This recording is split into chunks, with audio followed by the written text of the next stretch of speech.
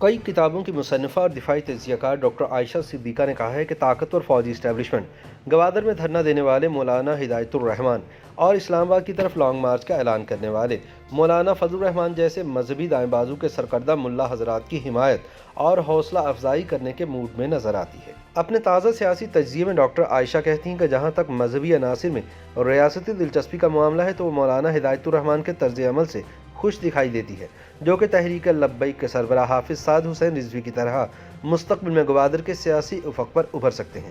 ان کا کہنا ہے کہ ایک مولانا گوادر کے سیاسی معاملات کو سنبھالنے والا ہو تو یہ عسکری اسٹیبلشمنٹ کے لیے کافی مناسب ملاپ ہے۔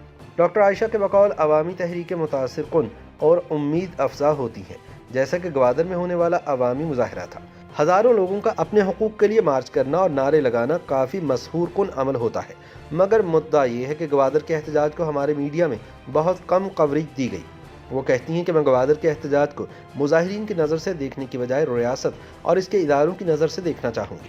عائشہ صدیقہ کہتی ہیں کہ 16 دسمبر کو گوادر دھرنا ختم کرنے کے لیے بلوچستان کے وزیر اعلیٰ میر عبد القدوس بزنجو اور مولانا ہدایت الرحمان کے مابین ہونے والا معاہدہ شاید لوگوں کو وقتی طور پر کچھ فائدہ دے، لیکن یہ کہنا قبل از وقت ہوگا کہ اس سے طاقتور اسٹیبلشمنٹ پیچھے ہٹ رہی ہے۔ سوشل میڈیا میں گوادر مظاہرے بارے بحث صوبے پر راج کرنے والوں کے مابین آپسی چپکلش اور ریاست کے جیو پولیٹیکل مقاصد میں ہم آہنگی کو بڑی نفاست سے چھپا رہی ہے۔ چلے معاہدے کی طرف چلتے ہیں، جس کے مطابق گوادر کے ماہی گیروں سے وعدہ کیا گیا ہے کہ سمندری حدود میں غیر قانونی ٹرالنگ کے خلاف کارروائی، چیک پوسٹوں کی تعداد میں کمی اور ایرانی سرحد پر تجارت کے لیے آسانیاں پیدا کر دی جائیں گی۔ عمران خان کی حکومت نے بھی طوفانوں سے متاثرہ ماہی گیروں کی امداد اور کشتیوں کو چھڑوانے کے لیے ایک طریقہ کار بنانے پر آمادگی کا اظہار کیا ہے۔ ڈاکٹر عائشہ بتاتی ہیں کہ میں نے ایک شخص سے اس بابت گفتگو کی جو حکومت کی جانب سے معاہدے پر عمل درآمد کے بارے میں زیادہ پر امید نہیں تھا۔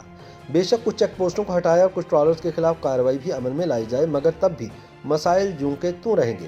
ایسا محسوس ہوتا ہے کہ مقتدرہ قوتیں احتجاج کو جلد بازی میں سمیٹنے کے حق میں تھی، جیسا کہ انہوں نے سن 2017 میں تحریک لبیک کے احتجاج کے ساتھ مظاہرین کو رشوت دے کر کیا۔ بلوچستان کے وزیر اعلیٰ کو بھی ایک ویڈیو میں پیسے تقسیم کرتے ہوئے دیکھا جا سکتا ہے۔ حقیقت یہی ہے کہ گوادر کے مظاہرین اور ان کے مطالبات حقیقی تھے، جن کا تحریک لبیک کے ساتھ موازنہ نہیں کیا جا سکتا۔ گوادر کو پاکستان کے جیو پولیٹیکل مقاصد اور سی پیک میں شاہی تاج میں جڑے ہیرے سے تشبیہ دی جا سکتی ہے، اور وہاں کے عوام کا موازنہ محرومی اور غربت کے کیچڑ میں لتھڑنے والے جواہر سے کیا جا سکتا ہے۔ گوادر کے مقامیوں کو، جن کی اکثریت ماہی گیروں پر مشتمل ہے، معاشی مسائل درپیش ہونے کے ساتھ ساتھ گوادر میں بجلی کے شدید بحران کا بھی سامنا ہے۔ در حقیقت مظاہرین نے بجلی کے 300 یونٹس ماہانہ مفت فراہمی کا بھی مطالبہ کیا تھا، جسے تسلیم نہیں کیا گیا، اور اس تناظر میں ایران بارڈر پر بغیر کسٹم ادائیگی کے گاڑیوں کی اجازت سے یہ سوال اٹھ سکتا ہے کہ مقامی لوگوں کے مطالبات اور اس اختیاراتی مفاد سے فائدہ اٹھانے والوں میں فرق کیا جانا چاہیے۔ غیر قانونی ٹرالنگ واقعی میں ایک حقیقی مسئلہ ہے، جس کی بنیادیں 1990 تک جاتی ہیں، جب صوبائی فشریز کے محکمے اور کچھ غیر مقامی ٹرالر مالکان کے درمیان ایک خفیہ معاہدہ طے پایا تھا۔ جب ٹرالر مالکان بالخصوص سندھ سے تعلق رکھنے والوں نے سرمایہ کاری کی اور سندھ اور بلوچستان کے حکام کو رشوت دینا شروع کی، تب سے ہی معاملہ مزید گھمبیر ہوتا چلا گیا۔ 2002 میں صوبائی حکومت کی طرف سے ٹرالنگ کو روکنے کے لیے ایک الگ میرین لیویز کے قیام کی کوششیں رائے گاں ثابت ہوئی، یا پھر شاید غیر قانونی ٹرالنگ سے رشوت سمیٹنے کے لیے ایک اور ادارے کا قیام عمل میں لایا گیا۔ نئے قائم کردہ ادارے کو چینی ماہی گیری مفادات سے کوئی سروکار نہیں، جو کہ سن 2016 میں سی پیک کے باقاعدہ آغاز کے ساتھ ابھرا۔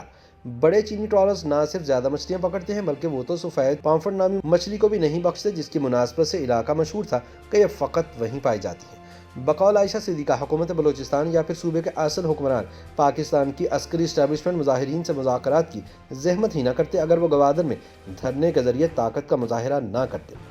یہ بات بھی انتہائی اہم ہے کہ گوادر میں دھرنا دینے والے مولانا ہدایت الرحمان کو اتنے عسکری دباؤ کا سامنا نہیں کرنا پڑا جتنا کہ بلوچ علیحدگی پسندوں یا پھر قوم پرستوں کو کرنا پڑتا ہے۔ گوادر تحریک میں مولانا ہدایت الرحمان کے ملوث ہونے کے دو انتہائی اہم قابل غور تناظر پر فکر مند ہونا چاہیے۔ پہلا یہ کہ وہ ایک عام بندہ نہیں، بلکہ جماعت اسلامی بلوچستان کا جنرل سیکرٹری ہے، اور یہ جماعت بلوچستان میں لمبے عرصے سے فوج کی حمایت کی اور شراکت دار رہی ہے۔ اس کا مطلب ہے کہ فوجی اسٹیبلشمنٹ بہت پر اعتماد ہے کہ اسے استعمال کر کے مقامی لوگوں کو مجبوراً کوئی رعایت دینے کا خطرہ اٹھائے بغیر اپنے جیو پولیٹیکل مقاصد پر بات چیت اور مقاصد حاصل کر سکتی ہے۔ मुल्लाओं की रहनुमाई में चलने वाली तहरीक एक पुरानी हिकमत अमली की याद दिलाती है जो कि अमरीकियों के खिलाफ इस्तेमाल की गई और अब इसे चीनियों के लिए आजमाया जा रहा है। ये बात याद रखनी चाहिए कि चीन और पाकिस्तान की गहरी शराकतदारी पर जोर देने के बावजूद इस्टेब्लिशमेंट इस बात पर फिक्रमंद है कि बीजिंग को मतलूबा हद से ज़्यादा स्पेस नहीं देनी चाहिए। ये पाकिस्तान के लिए अहम है कि वो इस बात को यकीनी बनाए कि उसके साथ श्रीलंका या फिर चीन के अफ्रीकी गाहक ममालिक जैसा बर्ताव ना किया जाए।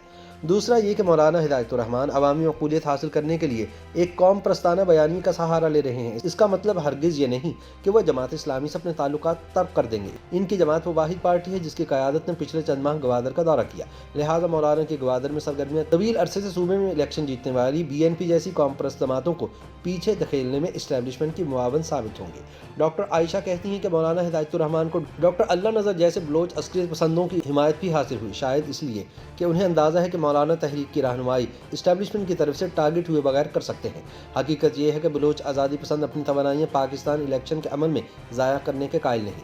अलहदगी पसंद और कौम परस्तों से होने वाली गुफ्तगू की बुनियाद पर मैं अंदाज़ा लगा सकती हूँ कि उनके पास किसी अवामी मार्च को लीड करने का कोई दूसरा मुतबादिल मंसूबा या हिकमत अमली नहीं थी। हिदायत रहमान इंतहाई चालाक आदमी है जो जमात इस्लामी के इस्लामी नज़रिए के बरक्स अब तक अपने कौम परस्त होने का तासुर देते रहे हैं। जैसा कि उन्होंने ट्विटर पर गुफ्तगू के दौरान अफरासियाब खटक से कहा था कि वो बलोच कौम परस्तों को दोबारा कौम परस्ताना सियासत में धकेलने के ख्वाहिशमंद है और वो लोगों का नुमाइंदा होने का भी दावा करते हैं। लेकिन सच यही है कि अफगानिस्तान से लेकर पाकिस्तान तक इस्टेब्लिशमेंट मजहबी दाएं बाजू की हिमायत और हौसला अफजाई के मूड में दिखाई देती है।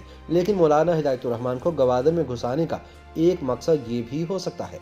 आयशा सिद्दीका कहती हैं कि बिलाशुबा गवादर के बासियों का हालिया एहतजाज एक संजीदा सियासी अमल था, लेकिन यह कोई बड़ा मकसद हासिल करने में नाकाम रहा।